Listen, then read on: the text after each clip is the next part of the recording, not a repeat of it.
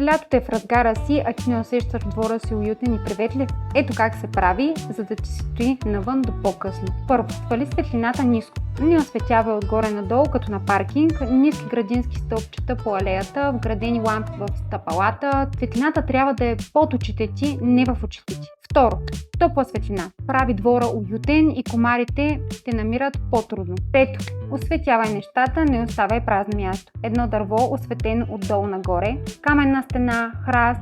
3 такива акцента правят двора по-хубав, отколкото 10 лампи, които светят навсякъде. И четвърто, най-важното технически. Навън търси степен на защита минимум IP65. Ако тялото се вгражда в земята или близо до басейн, IP67. Всичко под това издържа едно лято и след първият дъжд да почва да гърмят предпазите. Ако дворът ти още не е прокопан, най-умното решение е система на 12 волта. Безопасна е, не изисква дълбок изкоп и може да я разширяваш всяка година без да режеш нищо.